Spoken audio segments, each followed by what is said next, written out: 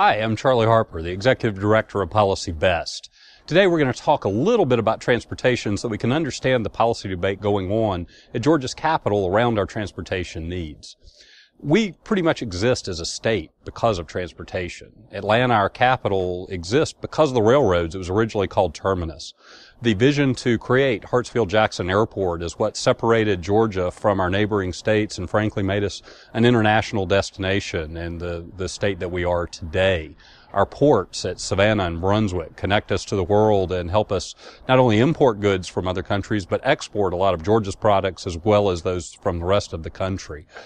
Mobility is who we are. It's in our DNA. And so this debate is very important. And what we're going to try to do with this video is help everyone understand a little more about how we currently tax ourselves to fund transportation infrastructure in Georgia, specifically for roads and bridges, and basically how we compare to other states in how we tax ourselves, the amount that we spend, and where the needs are. And hopefully this will be informative, educational, and will help understand a little better about where we are today so we know more about where we need to go forward.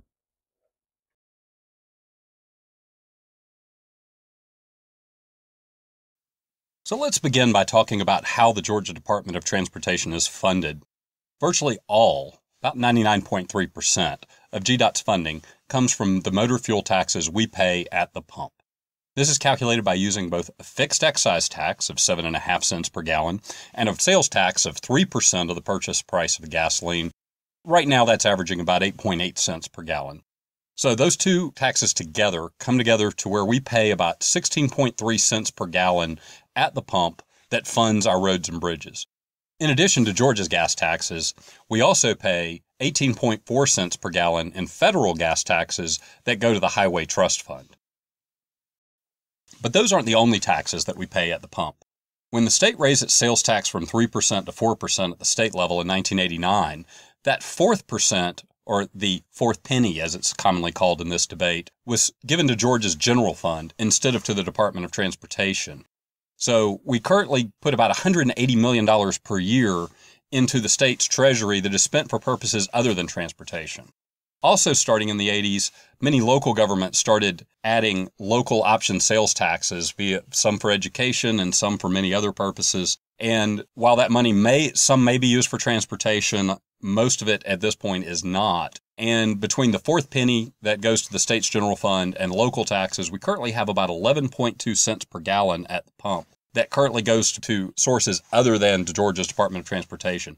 That's 40% of the state taxes collected here in Georgia that are not currently going to the Department of Transportation to fund our roads and bridges.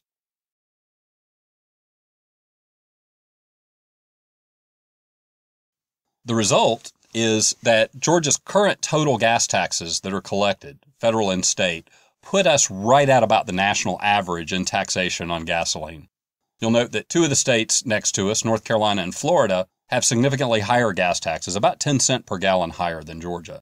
Meanwhile, Tennessee, South Carolina, and Alabama tax a bit lower than we do on gasoline. Georgia's right in the middle and right at the state average.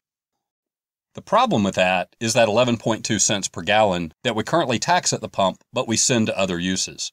So when you take that out of how we tax ourselves at the pump, you'll note that Georgia is last in the effective tax rate of how we tax ourselves and spend money on transportation at 34.7 cents per gallon. That's more than 20 cents less than our neighboring state of North Carolina and 20 cents less than Florida as well.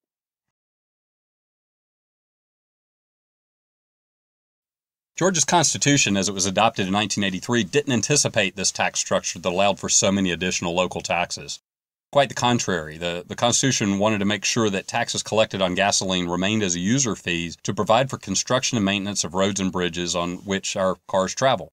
This language is very specific and calls into question the legality of the legislators' move to put the fourth penny into the state's general fund as opposed to into the Georgia Department of Transportation as the Constitution calls for.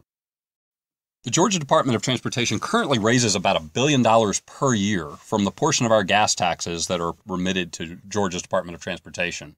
Those taxes that we pay to the Federal Highway Trust Fund, well, that comes back to Georgia in about $1.2 billion from the federal government, which represents about 55% of GDOT's total spending.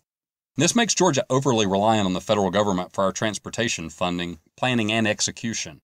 Many projects are left at a lower priority than otherwise would be considered due to the federal restrictions placed on large-scale projects. If Georgia's budget were closer to being 1/3 federal funds and 2/3 locally raised funds, we could do many more projects without federal interference. It should be noted, however, that Georgia is not a donor state as is commonly regarded. Because the Federal Highway Trust Fund operates like pretty much everything else in Washington, it operates on deficit spending with borrowed money. And as such, Georgia, like every other state, actually gets back more than we put in. Recent figures suggest Georgia's getting about $1.14 for every dollar we send to D.C. via our gas taxes. The important thing to remember is for those that believe that part of the solution to Georgia's problem would be getting us somehow to opt out of the federal gas tax program and bringing that money back home, that would actually mean Georgia would have about $150 million less to spend than we currently have at the current funding level.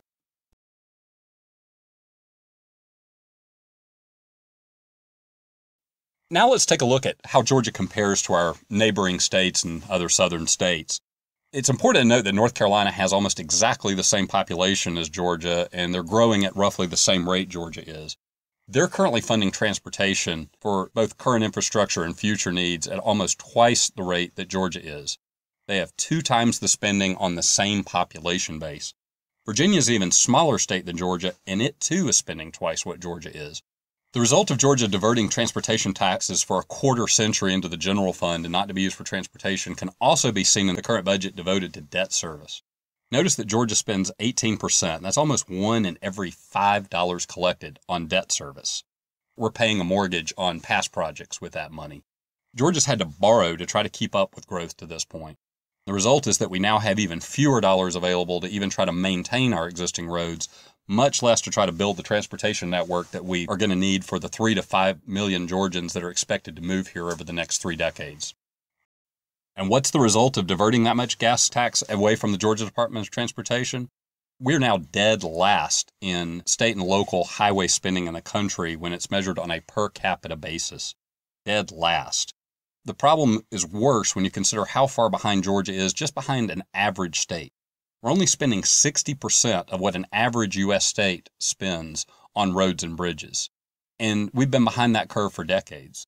Even if you compare us to just our southern neighbors, we're funding transportation infrastructure at 68% of an average southern state. Why is that a problem? Georgia's decades-long underfunding of infrastructure is magnified by the fact that we are one of the country's 5 fastest-growing states. Though we had a bit of a break due to the last recession, Georgia is again growing rapidly. And since the last census, we've gone from the 10th largest state to the 8th largest state today. And only 3 other much larger states have added more people than us during that time. You'll note from the list of the top 5 growing states here that 4 of them are southern states and 2 of them are neighbors to Georgia.